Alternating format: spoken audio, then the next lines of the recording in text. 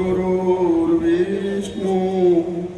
गुरुर्देवो महेश्वर गुरुर्साक्षात् परं ब्रह्म तस्मै श्री गुरुवे नमः।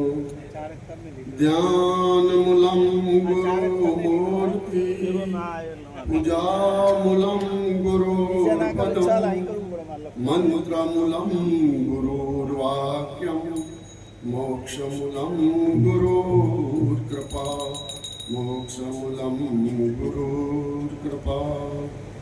बोलो सद्गुरु महाराज। सुरेश भाई प्लान बंद कर जा।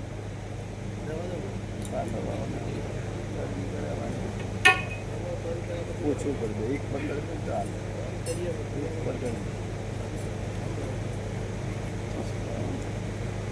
વાણીથી શરૂઆત કરીએ આપણે, કારણ કે આત્માનો ખોરાક ભજન સત્સંગ છે, એટલે એને પહેલી વાણી આપીએ તો એ પાછું સ્થિરમાં સમજણમાં આવી શકે. બોલો સદગુરુ મહારાજ.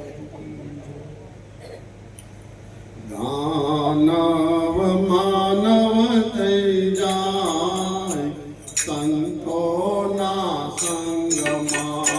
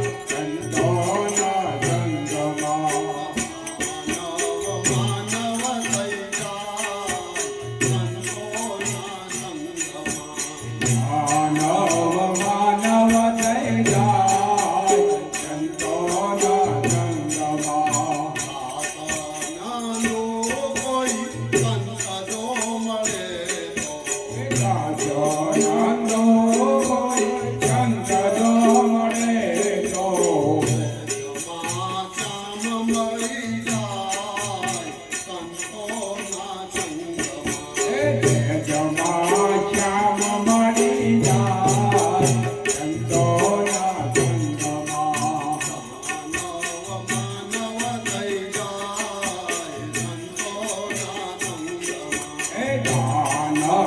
માનવ થઈ જાય સંતોના સંગમાં.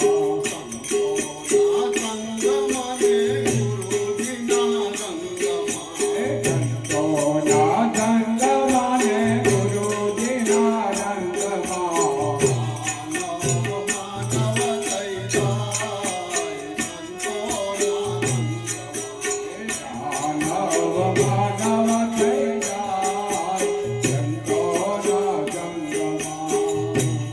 સદગુરુ મહારાજ કી જય.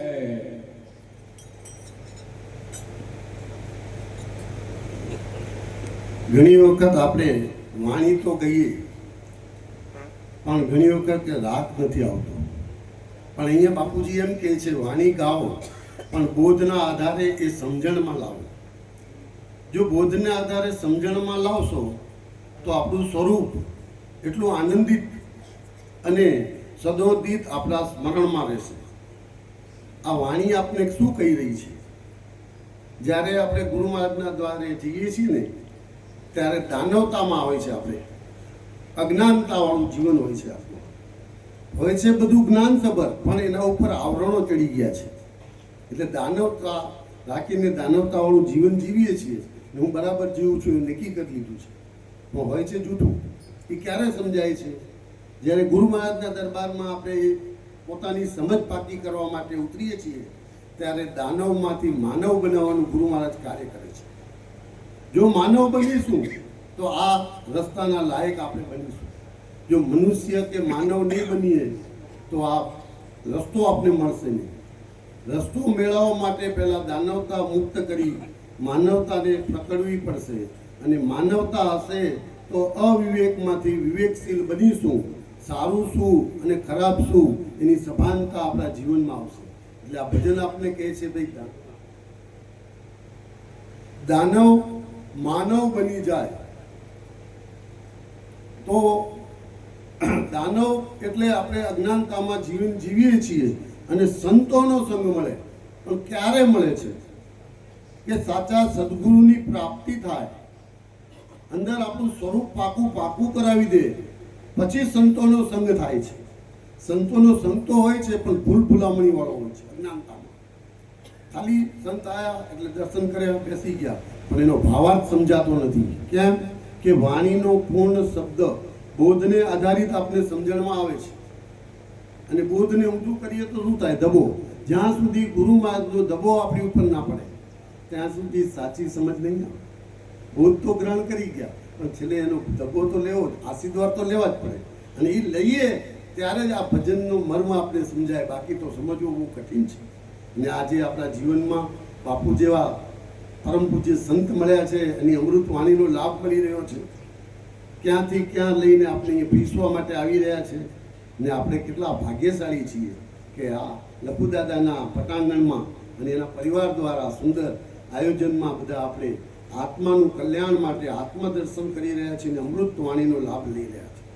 તો આપણે ફરજ બને છે કે આપણે ગુરુ મહારાજના ચરણમાં પ્રાર્થના પણ કરીએ કે આ લપુદાદા અને એના પરિવારને સતત જ્ઞાનમય, ભક્તિમય અને એમાંથી ઉપરામતા થતા હોય એવા આશીર્વાદ સતત એમની ઉપર વરસતા રહે.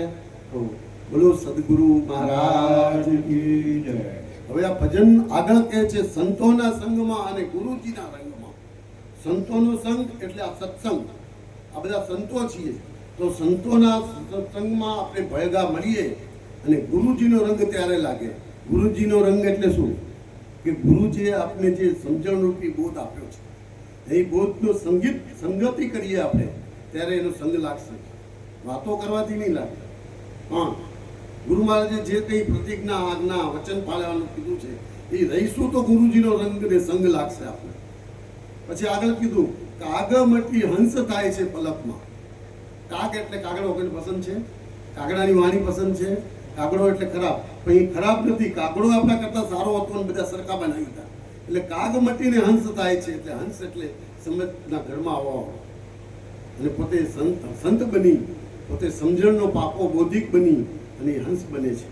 અને કીધું ભવનો ભવ જે જન્મ મરણ કરતું હતું, જે સાધન જે 84ની ભવાપ્ટીમાં ફેરવતું હતું એ સાધનમાંથી છુટકારો આપી દીધો બોધના માધ્યમથી. અને ત્રીજી કડવીમાં કીધું જન્મ મરણનો ભેદ છે ભારી. આ જન્મ મરણ આપણે દુઃખ આપતું હતું અને આ જન્મ મરણના દુઃખની મુક્તિ ક્યારે મળી? તો સાચી સમજ મળી, સાચા માનવ મનુષ્ય બન્યા ત્યારે આ જન્મ મરણનું દુઃખ આપણે સમજમાંથી પોતાના સ્વરૂપમાં નિષ્ઠામાં પાકું કર્યું કે જન્મે છે તો શરીર, હું તો ક્યાં જન્મું છું, ચેતન જન્મે મરે નહીં, એ તો સદોદિત છે.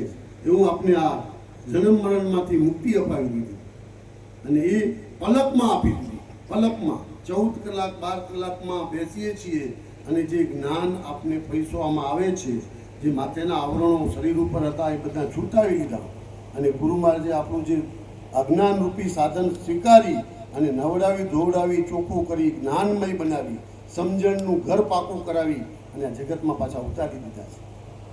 પછી કીધું મોહ માયાની મમતાની બેડીઓ ભારે. તો મોહ માયા કોના દ્વારા હતી? આ સાધન દ્વારા હતી ને અજ્ઞાનતાને લઈને માયાને આપણે પકડી હતી.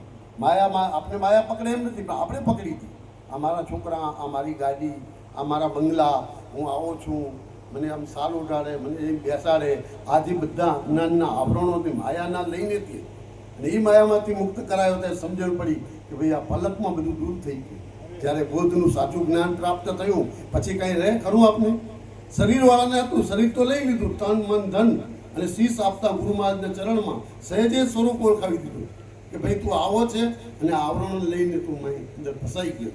ને એ ફસાયેલામાંથી મુક્ત કરાવે છે આવી વાણીઓને. એ વાણીઓને પાછા આપણા જીવનમાં કંઠસ્થ કર્યા પછી એને એક એક શબ્દમાં એને આપણા બોધને આધારિત સમજવું તો એ આપણી નિષ્ઠા મજબૂત થશે અને નિશ્ચયના ઘરમાં આવીને આપણે ક્ષત્રિય બ્રહ્મનિષ્ઠ અને નિષ્ઠાવાન પુરુષને લાયક આપણે જેટલા રસ્તે ચાલતા થઈશું. બાકી તો આ બહુ અઘરું છે. પણ હું માનું છું ત્યાં સુધી આમ તો નાનું મોટું હોતું નથી, તો 25-30 વર્ષ સુધી 40 વર્ષ આપણે સમજીએ કે ભાઈ આ તો વ્યવહાર છે ને થોડું થોડું થાય તો વાંધો નહીં, પણ 50 વર્ષે પછી જો આપણે આમાં નીકળીશું નહીં તો પાછળ કેટલું જિંદગી બાકી રહેશે.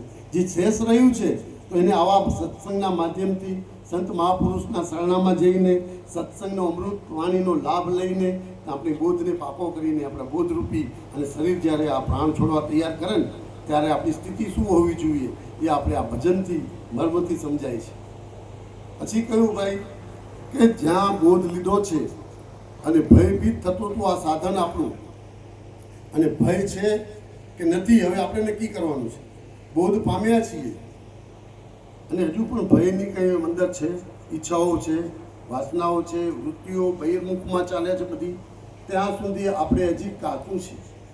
અને આ કાચાને પાકું કરવા માટે આ સત્સંગનો સહારો લેવો પડશે. જ્યાં કંઈ સત્સંગ થતો હોય અને ગુરુ બોધિક બન્યા આવીએ તો પ્રથમ પ્રાધાન્યતા સત્સંગને આપજો. કારણ કે સત્સંગને પ્રાધાન્યતા આપીશું તો જ આપણું આત્મદર્શન મજબૂત થશે.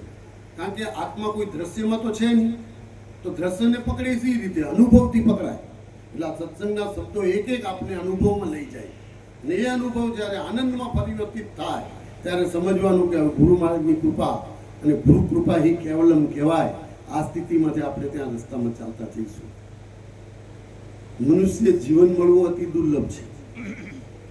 મનુષ્ય જીવન મળવું અતિ દુર્લભ છે. એવા સંતોનો સાહસ અને સત્સંગ મળવો અતિ દુર્લભ છે. અને મનુષ્ય જીવન મળવું, સત્સંગનો સમાગમ મળવો અને આવા મહાપુરુષનો યોગ મળવો અતિ દુર્લભ છે. આ ત્રણેય વસ્તુ જ્યારે મનુષ્યના જીવનમાં સમજાય ને ત્યારે એ રસ્તે ચાલતો થાય છે.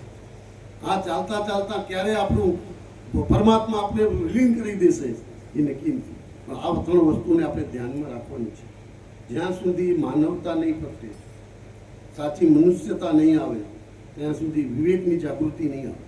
વિવેક આવશે ત્યારે જ આ સત્સંગ આપને આગળ રસ્તામાં કામ આવશે. એટલે આપણે જીવનમાં આપણે જે કંઈ સતનામ આપવામાં આવ્યું છે એ સતનામ આપણી એક વાડ અને ઓરો છે. જો સત્સંગનું સ્મરણ ટાઈમસર નીતિથી અને નિષ્ઠાથી કરવામાં આવશે તો આપણે એક ઓરો બની જશે અને એ જ આપણું રક્ષણ કરશે. કેમ કે એ ગુપ્ત છે, મોટે જીભે લેવાય એવું નથી, કોઈને કહેવાય એવું નથી. તો આ સતનામની વ્યાપકતા કેટલી છે અને આ વ્યાપકતાને આપણે ધીરે ધીરે આપણા જીવનમાં વણીશું. ઘણા એમ કે સતનામ તો લેવું છે, મળ્યું છે ખરું, પણ ટાઈમ નથી. તો આપણે વિચારીએ કે ભાઈ ટાઈમ નથી તો 24 કલાક દિવસના આપ્યા છે. 24 કલાક આપણે કર્મ કાઢવામાં 10 કલાક કાઢીએ, 6 કલાક ઊંઘના કાઢીએ, પણ તો એમાંથી કુછ સમય બચે.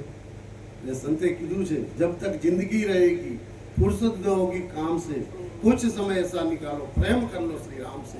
પ્રેમ પોતાના સ્વરૂપ સાથે કરવાનો છે, પણ એના માટે ટાઈમ તો કાઢવો પડે ને. એને આપણે વાગોળીએ જ નહીં, એનું આપણે સ્મરણ કરીએ જ નહીં તો એ આપણામાં બેસી શકે ખરા. ને આ શબ્દ બ્રહ્મ છે, સતનામ શું છે? શબ્દ છે, અને આત્મા પણ શબ્દ છે. તો એ ચેતનમાં ભળી જતો હોય તો એ કેટલો આનંદ આપે આપણને. પણ જ્યારે એનું સ્મરણ કરીએ છીએ ને ત્યારે આપણે એનો આનંદ મળે છે. તો આપણે સતનામ પાકું કરીએ, સતનામમાં થોડો સમય આપીને સ્મરણ કરીએ. અમૃતધારાના બાપુજીની જે વાણી છે, સૌ મુખ્યથી નીકળેલી અમૃતધારામાં, એ વાણીને રાત્રે એક રોજ વાંચીને આપણા સ્વરૂપની નિષ્ઠા મજબૂત કરીએ. વખતો વખત સમય અનુકૂળતા હોય તો જેસડા આશ્રમે બાપુજીનું એક માધ્યમ બનાવ્યું છે, ત્યાં જઈને શીશ નમાવી અને ગુરુ મહારાજના આશીર્વાદ લઈએ. આ જગતના વ્યવહારમાં તો આપણે જવું જ છે, ભલે ને કરીએ, પણ એક દિવસ તો મળી જાય ને એવો. તો આપણે સમય અનુકૂળતા, કોઈને સંગ લેવો હોય તો એનો આશરો લઈએ, ના મળે તો એકલા જવાની ભાવના રાખીએ તો ગુરુ મહારાજ મદદ કરશે. પણ આપણે વિચાર કરીએ પેલો નહીં આવે તો નહીં જવાય, આ વસ્તુ નહીં બની. કારણ કે હવે સંકનો છે, દરેકમાં વ્યાપક પરમાત્મા બ્રહ્મ રમી રહ્યા છે. તો હું એમાંનો છું એવું નક્કી થાય તો જવાય. જો દેહભાવમાં શું તો કોકનો આશરો, આ નથી ચાલતો એટલે મારાથી નહીં જવાય. આપણે બ્રહ્મ સ્વરૂપ છીએ, આપણી નિષ્ઠા આત્મામાં છે. આત્મા તો પરમાત્મા, દેવી દેવતાઓના છબી છે, ફોટા છે, પણ આત્માને પરમાત્માને ફોટા ખરા? તો એ વ્યાપક છે, એને ફોટામાં કઈ રીતે લાવીએ? જો આત્મા બનીએ તો પરમાત્માની ભક્તિ થાય. દેહવાળાથી દેહવાળાની ભક્તિ કરીએ તો દેહ મળે, પાછું જન્મ મરણ તો ઊભું જ રહે. પણ આત્મામાં વિલીન થઈને પરમાત્મામાં વિલીન થાય છે. આત્મા બનીએ ત્યારે ને, આત્માની સાચી સમજણ આપણામાં આવે ત્યારે ને. અને ગુરુ મહારાજે આપણે રસ્તો સરળ કરી આપ્યો છે. 12-14 કલાકમાં જે આપણે આપણું સ્વરૂપ પ્રગટાવ્યું છે, અને એ સ્વરૂપમાં આપણે ધીરે ધીરે આગળ વધીએ તો એ ખરેખર આપણે આનંદ આપશે. બોલો સદગુરુ મહારાજ.